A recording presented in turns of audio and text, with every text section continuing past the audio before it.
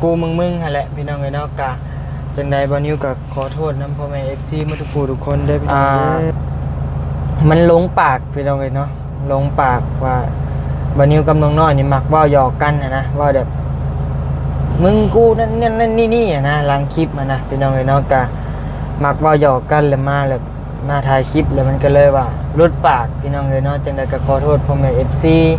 ป้าลุงมาทุกผู้ทุกคนเด้อพี่น้องเอ้ยเนาะจังใดก็ทางบ่นิวผิดพลาดไปแล้วก็ขอโทษขออภัยนำหลายๆพี่น้องเอ้ยเนาะความจริงกับบ่นิวครับส่งเก่าโอ้งามเบิ่ง อดจับอดบายบ่ได้ลูก งามสับบ่กอก บ่ได้งาม อย่าได้เฮ็ดยังบ่ได้ช่วงนี้ แต่ต้องบ่ได้ แต่ต้องบ่ได้ อย่าแต่คนเจ้าคนข่อยดิ ย่านมัด น้อยแกผู้บ่าวโทรมาไว้สิขึ้นมาจะไทยแหละไปดิ ขึ้นมายังไงน่ะ โยเห็นผู้สาวโยเห็นผู้สาว ยกว่า โยกว้าวล่ะ อ่ะ ผู้มอมบอกกินนะเนี่ยเป็นคำว่าโยกกันว่า ดอย แล้วโยกก็มันแห้งว่าจะ กะแม่นอยู่ว่าแห้งเพราะว่ามันเผยแผ่ออกไปดิกะยอมรับอยู่ว่ามันแห้งอยู่แต่ว่ามันลงปากพี่น้องเอ้ยเนาะคือบ่นิวเว้าแหละมันเคยเว้ามันหยอกกันแบบบัดนี้แหละดีสุดแล้วบ่หยอกกันบัด น้องนิวประกาศเด้อว่าสิบ่โยกกันดิในช่องไหนเนี่ยบ่โยกบ่ ช่องใดก็บ่หยอก ในช่องใดก็บ่โยก แม่น แล้วบัดนี้บ่ได้เบิ่งพี่น้องเอ้ย เพราะว่ามันหยอกกันไปหยอกกันมามันเลอะเทอะนะพี่น้องเอ้ยเนาะมันสิบ่เป็นเวียกเป็นงานคือพี่น้องเห็นนั่นแหละมันสิออกมาแบบว่าลิ้นหยอกกันไปซื่อๆนะมันบ่แม่นว่าช่วยเหลือพี่น้องเอ้ยเนาะบัดนี้สิถ่ายคลิปแบบหยอกอยู่แต่หยอกแบบเล็กๆน้อยๆแล้วก็สิเอาด้านช่วยเหลือหลายกว่านะพี่น้องเนาะ ยันอดบ่ได้งัวเคยกินหญ้ากิน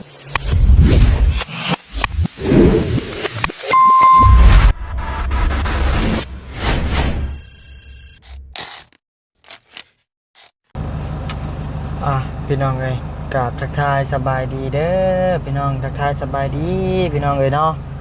อยู่ในรถในล่างเด้อพี่น้องเด้อเนาะมื้อนี้ก็มาพบมาพ่อกับบาวนิวอีกแล้วพี่น้องเอ้ยก็มาพ่อกันอยู่ในรถเด้อพี่น้องเด้อเนาะก็มาเฮือนน้องน้อยนี่แหละพี่น้องเอ้ยเนาะมาเฮือนน้องน้อยมาเยี่ยมยามถามข่าวพี่น้องเอ้ยเนาะตามมื้อนี้สร้างบ่ได้มาพี่น้องเอ้ยเนาะกับผู้แลเบิ่งมือประมาณมือวันที่ตอนแรงผู้แลพี่น้องเอ้ยเนาะประมาณนั้นบัดนี้คิดว่าสร้างสิมาเนาะพี่น้องเนาะกะเอาพี่น้องเอ้ยเนาะเปิดคลิปเปิดภาพมาในรถในรางพี่น้องเอ้ยเนาะกะเมื่อวานนี้เขาไปอ่านคอมเมนต์นะพี่น้องเนาะเรื่องที่ว่าทางบานิวเว้าบ่ม่วนเนาะพี่น้องเนาะเว้าแบบว่ากูมึงหั่นแหละพี่น้องเอ้ยเนาะกะจังใดบ่นิวก็ขอโทษนำพ่อแม่ FC มาทุกผู้ทุกคนเด้อพี่น้องเด้อเนาะเดี๋ยวแป๊บนึงบ่นิวเปิดไมค์ก่อน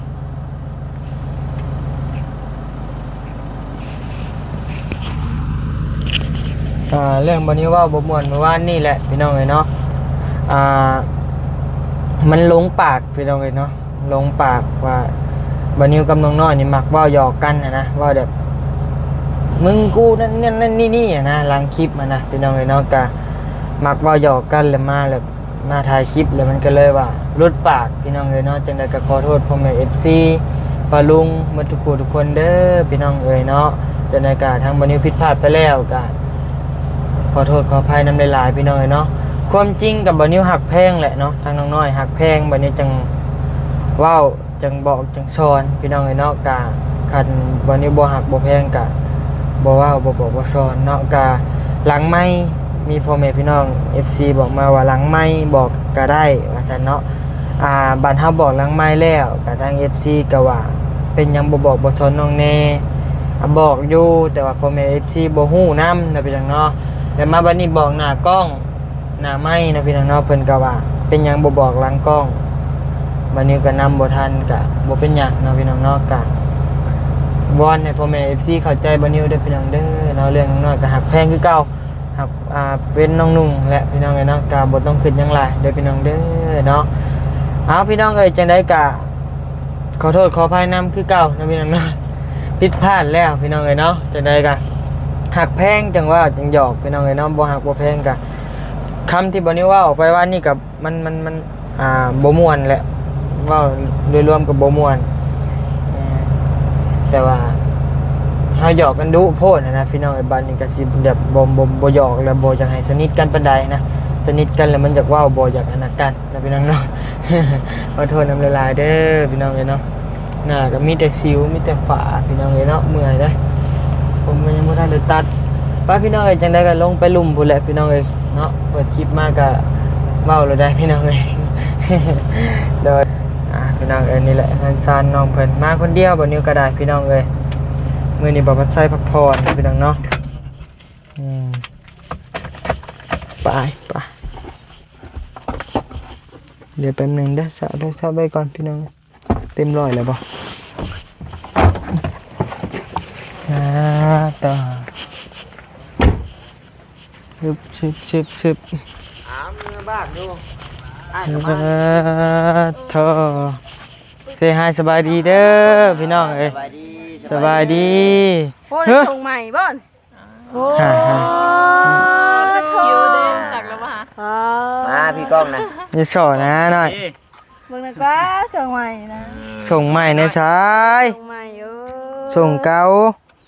โอ้งามเบิ่งอดจับอดบายบ่ได้ลูกงามสับมะกอก บ่ได้งาม อย่าได้เห็นยังบ่ได้ช่วงนี้แต่ต้องบ่ได้ญาติคนเจ้าคนข่อยดิญาติมัดน้อยกับผู้บ่าวโทรมาไว้สิขึ้นมาจากไทยแหละขึ้นมายังไงน่ะโย่ผู้สาวโยกเฮ็ดผู้สาวหยอกว่าวล่ะนายบอกแล้วอย่าเฮ็ดบ่เกี่ยวของนำบ่น้อยใช่ตัวว่าพวกน้องนิวบ่ทันได้ขายรถว่าเจ้ามานี่เจ้าอันบอกอันน้องนิวกับอันเฮาเฮ็ดดังไผทำกันเด้ว้าวดังไผยังแหละดังไผต้มมีต้มมีถ่ายจะได้เด้อใช่มือถึงแท้เดี๋ยวนี้เฮ้อหัวฟาดเด้ยุ่งแล้วก็บ่ได้แล้วว่ะพี่ยังยุบได้ดิกินฮอดได้ดิโชว์ๆได้ดิเนาะบอกว่านี่ได้โทรศัพท์ใหม่ได้โทรศัพท์ใหม่ได้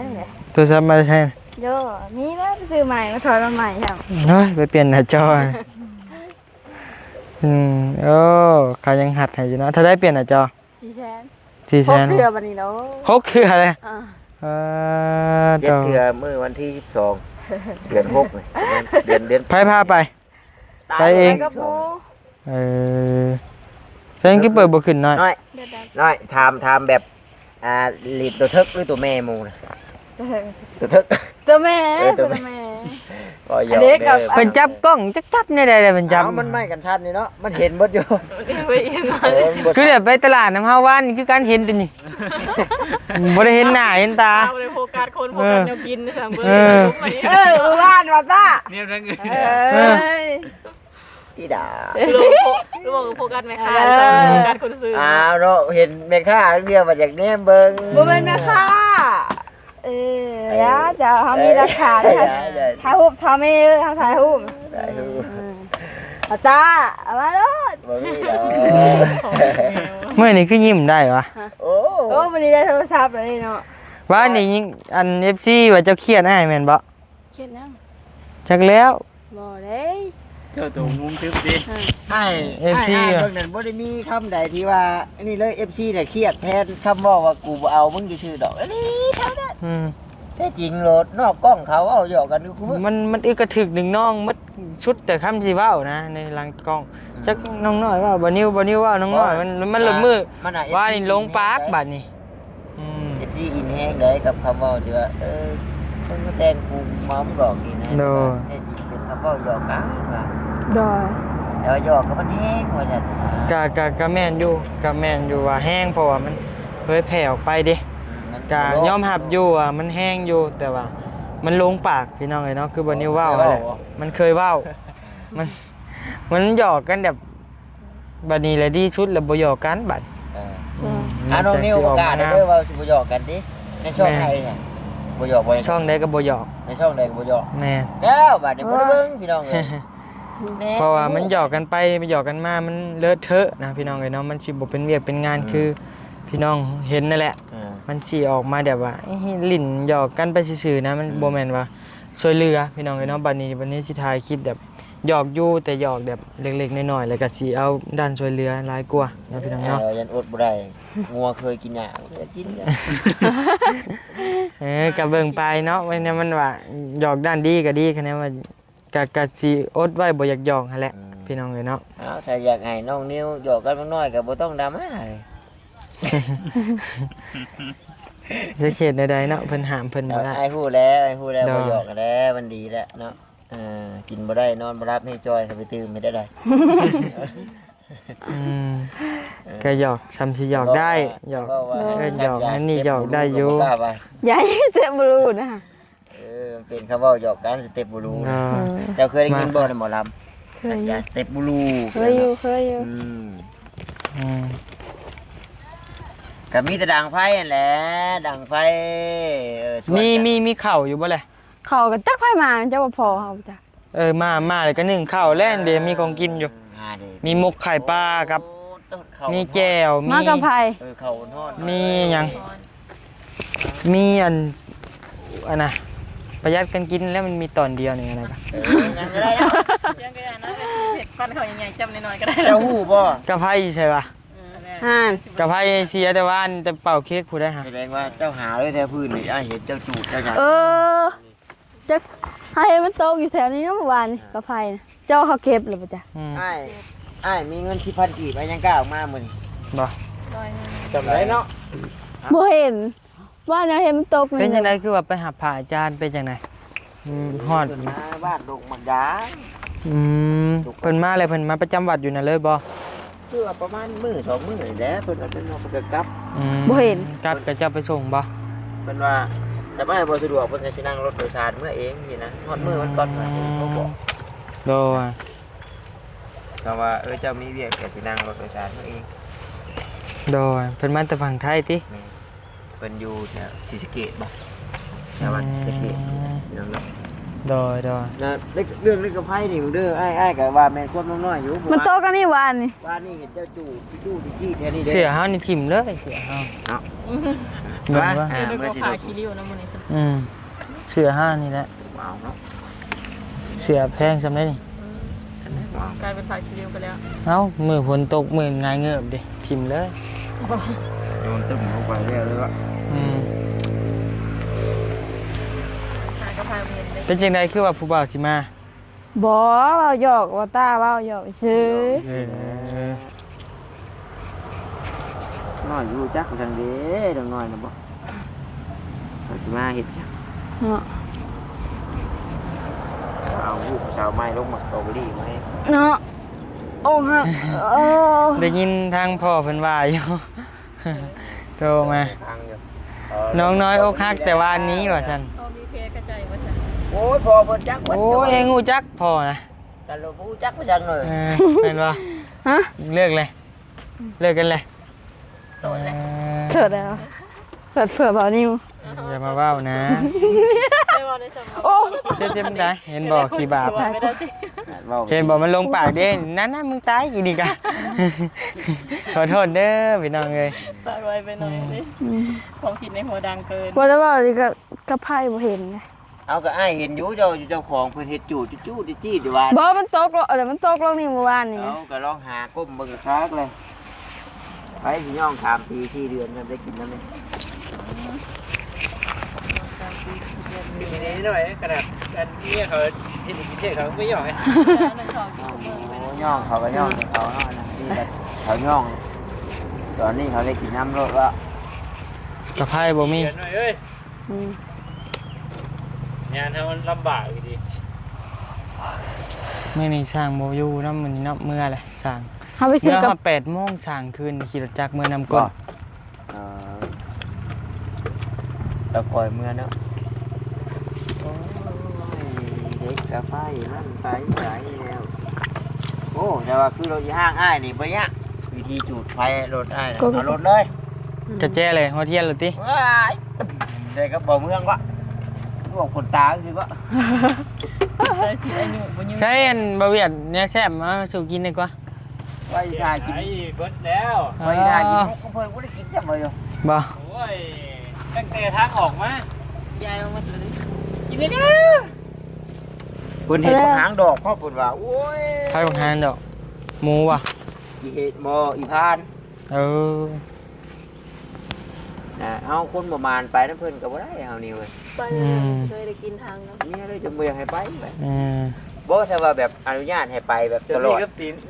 มันก็สิมีแล้วมือใดมือหนึ่งได้สิ แล้วไปตั้งแต่ปีกายันปีนี้คือเห็นได้จาก นี่ ตัว ก็อ้าวไปชนลายบัดไปย่ำเลขได้เพิ่นมัก เอา อนุ ปัญ ญาต ญา ไป ที่ ดู นี่แล้วที่นี่นะมันอันแรก โอ้ยไปซื้อกาแฟกันเด้อ เอาฮะ ซื้อน้ำมาเนี่ยเอาเงินนะ บ่ได้เนาะ ซื้อน้ำเขาเสียมาเนี่ย ตลอด บ่โอ้ยบ่เวียกจะหางได้อีก บ่ เอาไปมันนี่ ก็ได้ บ่ถามไงเจ้าของคือบ่ น้ำเขาเสียตุกหนึ่งเด้อ ทุกใหญ่บ่ ตุ๊กน้อย บ่ได้ ตุ๊กหนึ่งบ่ เนาะนิ้วเนาะ อ่า ไม่นี่นะต้องไปกูงวดจังได้เนาะ เออ บ่ ไปนำแต่ละงวดคือเป็นได้ น้อย เฮ้ย ไม่อยู่ในคอจะได้นะเอามา ไปให้หน่อยนะ ไป ซื้อ กับ กาแฟ กับไปโอ้ดี อกหักหรือไปเป็นเนาะ ไปเป็นเด้หอยอะไรครับเอาลงเลยมันมือเพิ่นอยากไว้ก็ไว้ได้อยู่นี่ ลุงเงินบ่เดี๋ยวนี้นะ คือโคตร เอารถคนหาอยู่นี่ ไอ้เขามีอยู่งานวะไอ้เขามีอ่ะ เฮาก็อยู่งานเทึง ผัดไส้ถิ่มใส่ก็ลงวะเพิ่น ผู้สาวต้องเก่ง เพิ่นสิเก็บเงินผู้10,000เพิ่นว่า อ่า ก็ให้ได้หายผู้เพิ่นลงงานนี่ว่ะ พอสิได้ลงไว้น้ำหมูติ เพิ่นสิลงไปขออภัยในการนั่งสูงเด้อพี่น้องเด้อที่ได้จำผูกเลยนะนั่งแล้ว เอ้ยเนี่ยมันเลยเนาะ บอกเจ้เจ้เลยนี่ เป็นอะไรเป่าผัดไส้กับเบลไปมาบ่ บ่ได้มาเผาห้านให้แม่จักแนวใดนะจ๊ะ พ่อคนนี้ถ้าคนไปเอามาสักเท่าโอ้ยวะที่ว่าสิเอารถเข้าไปหานายแกรถพอดีว่าทั้งพระอาจารย์เพิ่นมา มื้ออื่นเด้เป็นมือแรงบ่มื้ออื่นเนาะ ก็ไปตอนเช้าแหล้วไป ตอนเช้าบ่ พอ10 โมงนี่ตัวนั้นนอน 10โมงเพลนบ่ 10 โมงก็10 โมงตอนเช้า 10 โมงตอนสายเฮานี่แดนเพิ่นฮอด เจ้าก็ไปบ่เออ พันละเมียก็ว่าอยากไปไปก็ไปก็ ค่าเมื่อส่งยังไปเป็นหยัง ไปดินเลยบ่ เออค่าไปนี่มันไปผ่ามาผ่าโพด แล้วแต่ เนาะ สะดวกสบายทำไอ้เว้าแล้วมันจะคิดกันได้ เอาไปวะเอ้ยยะค่ะเฮาก็บ่ว่าดอกจะทำผิดกัน แค่นี้แบบว่าตัดสินใจลูกจะไปก็ไป บ่ก่อนมันวางแผนแม่นอยู่หั่นนะเนาะบ่ตา ว่า อัน โอ้ย อยากเอาโดรนไปบินเบิงวิวอ่ะ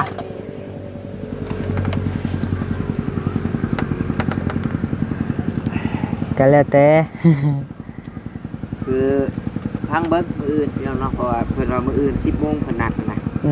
ม สิเป็นคือเพิ่นเว้าเลยเพราะเพิ่นจะเซตมาหลายกว่าพวกจะไปหาเบาเตียงเบายังแม่เพิ่นอยากไปขอกราบเบาเตียงบอก โอ้ เสียมาปานนั้นโอ้ บ่เตียงแล้วก็บ่ให้กราบเลยเนาะ แต่ว่าอ้ายเพิ่นน่ะเพิ่นบ่อยู่เฮือนดอกอ้ายเพิ่น โดย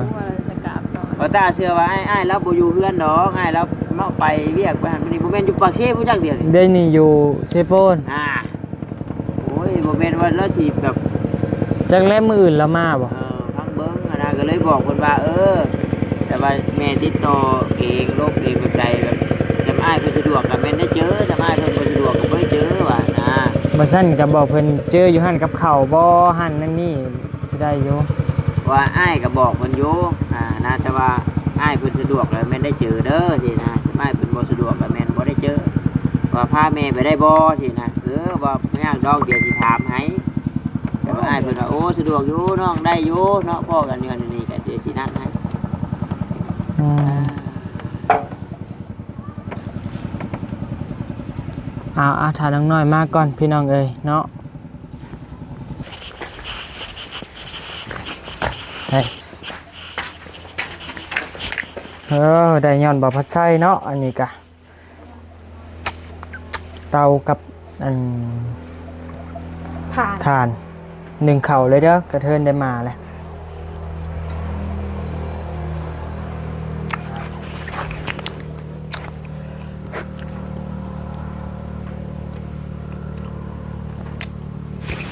ของกินสั่งไงบ่เรือบ่หน่อย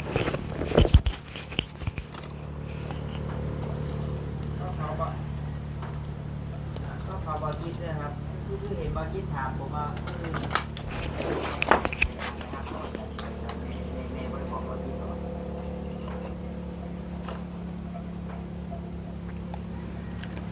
พี่น้องเลยนางพายหนึ่งข้าวหนึ่งน้ำพี่น้องเลยเนาะทางพ่อน้องน้อยมาไว้พี่น้องเลย ตัวเนาะ อืม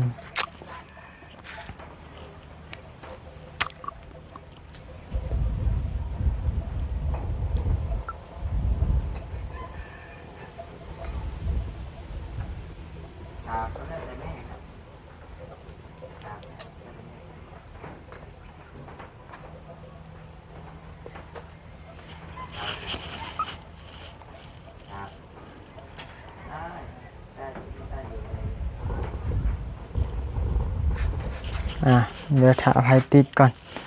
พี่น้องเนาะแล้วก็หนึ่งข้าวหนึ่งน้ำกินข้าวกินน้ำพี่น้องเลยบอนิวเอานี่มาพี่น้องเลยเนาะเอา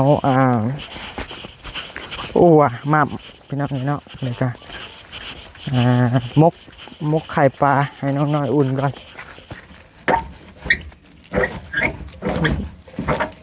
นี่กระโบลายดอกน้องเลยกระเพาะกันกินอยู่ดอกจำเป๊ะน้อยเป๊ะลายพี่น้องเลยเนาะ